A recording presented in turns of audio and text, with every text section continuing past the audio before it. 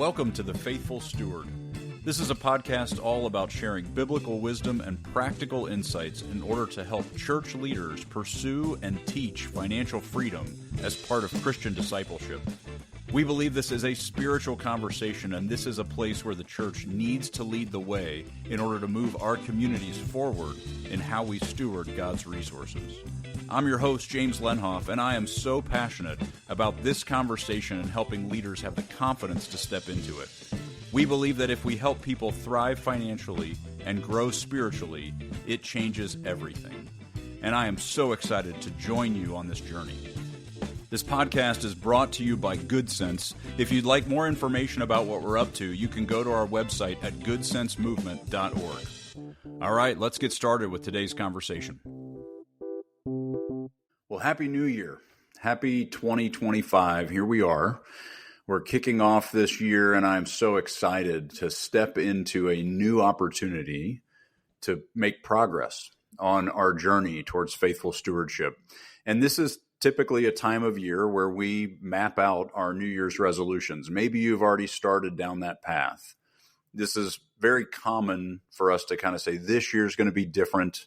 I'm going to exercise. I'm going to lose weight. I'm going to eat better.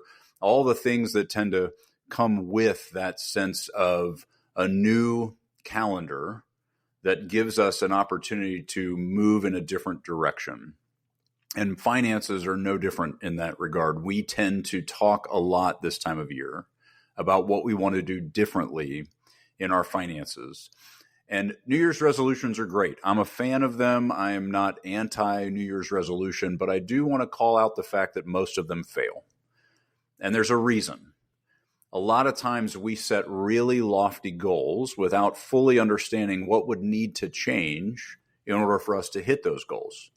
We may say we want to lose 30 pounds, but we're not even heading in the direction with our habits and our behaviors and our eating that actually would lead to that. And so we set this goal, but we're walking away from it in all of the behaviors. We can do that with money as well. We can set really aggressive goals, and a lot of times that's motivated by what we just experienced in the holiday season. If we overspent, if we got way out over our skis and we've accumulated some more credit card debt, we may decide now that we're just going to tighten the belt. We're going to focus. We're going to really do it well this time. And so we're going to eliminate everything. We're going to wipe out all of our credit card debt. We're going to save a ton of money. We're going to give a bunch of money away. All the things that we wish we were doing, we just decide we're going to do it all, and we're going to do it all at a level we've never done before. And what are the chances that that's actually going to happen if our behaviors haven't changed, and if we, quite frankly, don't even understand what would have to change in order for us to start walking in the direction of those goals? More often than not, New Year's resolutions around our finances tend to fail because we are making changes about things we don't fully understand yet. And a lot of times we set goals that are really unrealistic. And if you listen to the last podcast, you may have done some work to review how you did in 2024. What did it look like? How was your stewardship journey? And where did you grow and where did you backslide a little bit? And if you've done that work, you might be better prepared to set more realistic, achievable goals in 25. If you haven't done that work, I would encourage you to go back and listen to that podcast and engage in that review, because we don't want to start changing things without fully knowing what would actually benefit us. I see people a lot of times set really lofty goals of wiping out all their credit card debt or saving, 10, 15, 20% of their income. And there are such huge rocks in their spending that need to be changed in drastic ways. And no amount of, buying less coffee at the coffee shop or spending less money on clothes this year, like even those things are on the edges. They're not big enough to actually make the space to achieve what you're setting out to achieve. And so you're setting yourself up for failure. And so if we don't fully understand our current reality, we should not be changing it and expecting an outcome that we're not prepared for. We need to be really intentional about looking at where we are with no judgment, no condemnation, just a fresh pair of eyes, understanding what our situation really is. And then we can start to look at setting some of these goals. And so if you've done that work, let's talk about the types of goals we should be looking at and how we can really set ourselves up to succeed. Michael Hyatt talks about these two kinds of goals, the habit goals and the achievement goal. And, I like to think of them in terms of directional goals and destinational goals. That's the way that I've kind of, put words to this idea. The destination goal is what we're trying to get to. It's where we want to go, where we want to end up. The directional goal is the behaviors and the habits that will actually move us towards that destination. And many, many times we will set that destinational goal, but we don't actually fully understand the habits or the direction that we need to go in order to move towards that. And then we wonder why we never get there. If you're planning to go to Chicago and you're in Knoxville, and you start driving south, you're not going to get to Chicago, right? We need to make sure we're actually heading in the direction of the destination with our habits and our daily decisions, because that's what stacks up to ultimately make the progress to get us to that destinational goal. And so if you're thinking that you would like to see your debt level reduce, or that you would like to see your long-term savings increase, or your net worth would grow by a certain amount this year, we do that through a lot of different decisions. And so before we just start throwing destinations around, we need to understand the directions that we're heading in. What are our current habits producing? Maybe your directional goal is just getting to a place where you actually can understand your current reality. If you don't have that baseline structure in place, no amount of dreaming for these big destinational goals is going to matter, because you don't even know what you need to change in those directions. And so some of your goals may sound more boring, but they'll probably be more valuable. So it could be things like, I will weekly have a meeting with my wife or with my kids, and we're going to check in on where we're at, what's coming, and we're just going to make sure we're touching base frequently enough to understand what's happening. Or I will 2 or 3 times a week download these transactions into an automated system like Quicken or Simplify or any number of different systems that are out there that will allow you to automatically categorize and organize your spending so that you can really understand what you're doing with God's resources, where they're going. That is a great practice to be putting in place. And if those aren't already there, those are the directions we need to head in. And maybe that's our priority this year. If your goals in 2025 sound really lofty and hard to achieve, it is probably because you don't actually know what practices you need to be putting in place. And so let go of those higher level destinational goals and focus your attention on directional goals. Focus in the movement towards discipline and attention and towards intentionality around your spending. Those are always directions that lead to more faithful stewardship. That's the beauty of this stuff. When we set really lofty destinational goals, we can still be unfaithful in our stewardship because we don't even know how to get there. But if we focus our attention on those habit goals, we will always be moving further and further towards faithful stewardship, even if we're not hitting those higher level destinations. What we want is to build into our day-to-day, week-to-week rhythms this intentionality and attention to detail that brings us awareness that we haven't had before, so that we can start to redirect, start to move in different ways, make different decisions, because we understand how those decisions will benefit our faithful stewardship, how they will move our family forward, how they will unlock for us opportunities to be generous. And so That is always our starting point. Get those fundamental practices in place. And so we need to start building some expectations of ourselves that this is how we're going to approach this calendar year. And that is moving us in the direction that will end at destinations that look like reducing our credit card debt, saving more in our long-term savings, building our net worth over time. All of those destinations become accessible to us when we put these foundational directional goals in place. If you are already in a place where some of that basic foundational work is done, you're actually tracking things, you understand your reality really well, and now you're most interested in starting to really show yourself that you're making progress, then what I would encourage you to consider is setting longer term, 2025 kind of goals. Think about where you want to be at the end of the year. But then more importantly, break that into seasonal targets. It is really helpful when our destinational goals aren't so far away that it's easy for us to lose sight of them. And so if your goal, for example, is to pay down $4,000 in credit card debt over the course of this year, well, then that means that by the end of March, you should have paid it down by $1,000, right?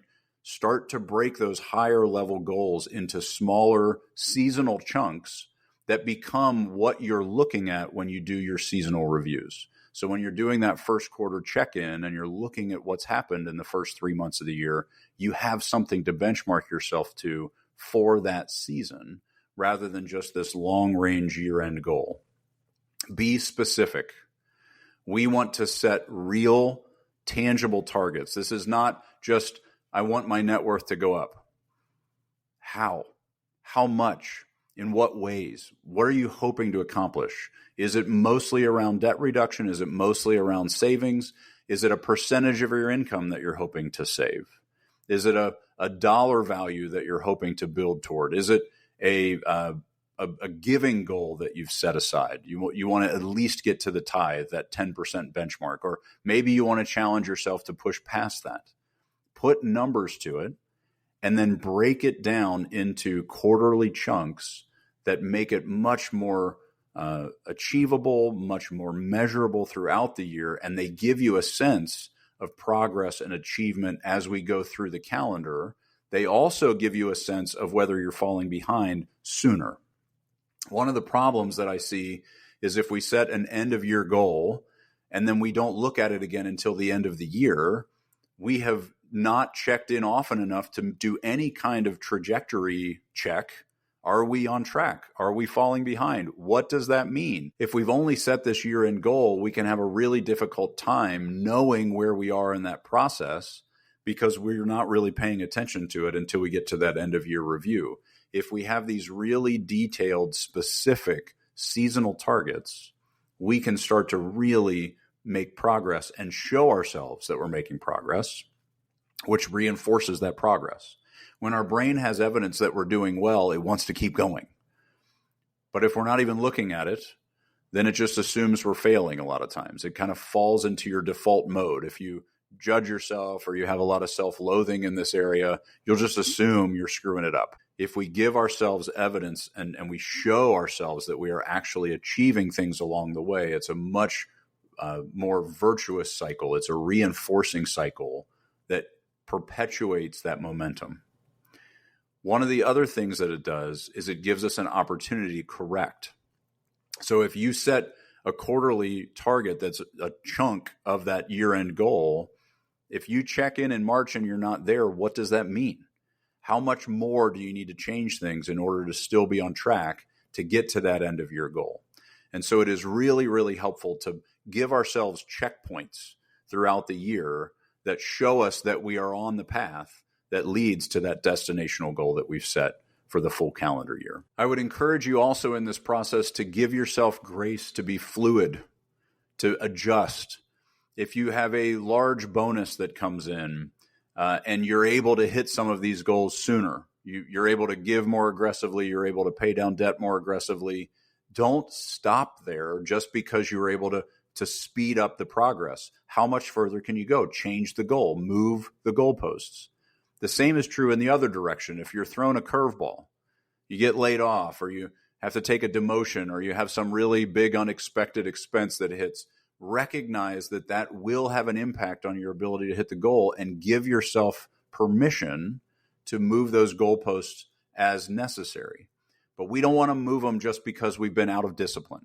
We don't want to say, well, because I overspent and I've been self-indulgent, I'll just go ahead and move that target from paying down our debt by $4,000 to $1,000 by the end of the year.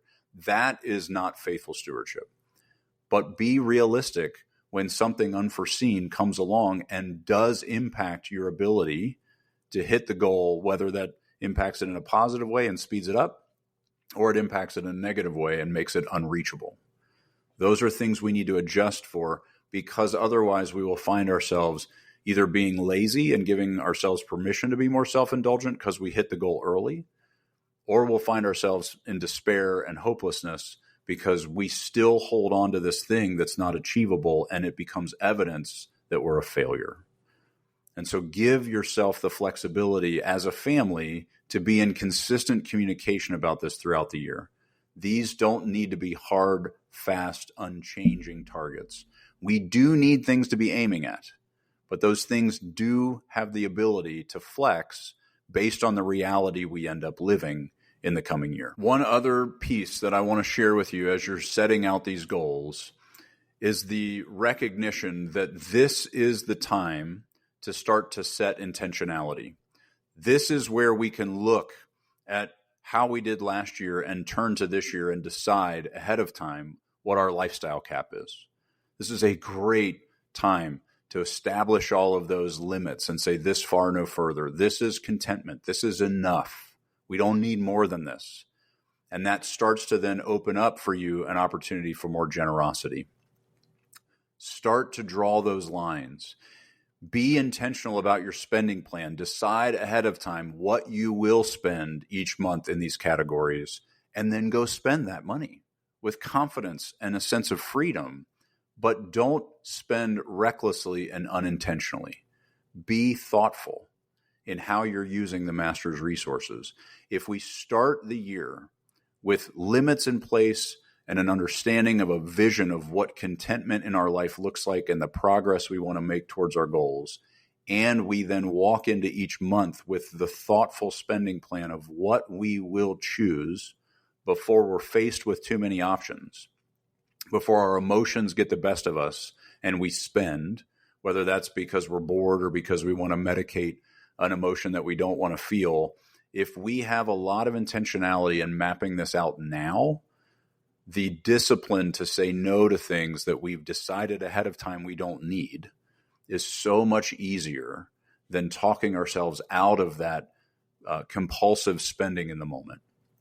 We need to do that work now when we don't feel drawn to that emotional spending, so that we have a counterbalance to the pull of all the marketing messages and the things that are telling us we'd be happier if we had more stuff. And so I encourage you, use this energy that you have as you turn to this year to your advantage.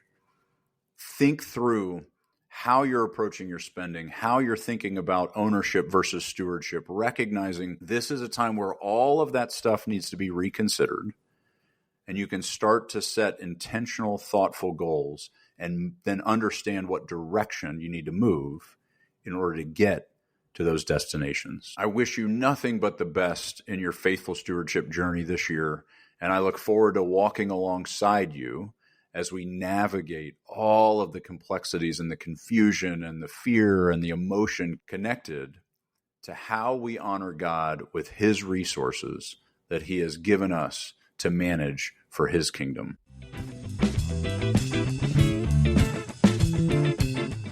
Well, thank you so much for listening to the Faithful Steward podcast. Be sure to check out the show notes for links and other information that we mentioned in today's episode. Also, be sure to check out our website at goodsensemovement.org to get all the resources we offer churches to help equip them in teaching financial stewardship to their community. If you have any questions or any topics you want to make sure we cover on our show, you can email me at jameslenhoff@goodsensemovement.org. I'd love to hear from you.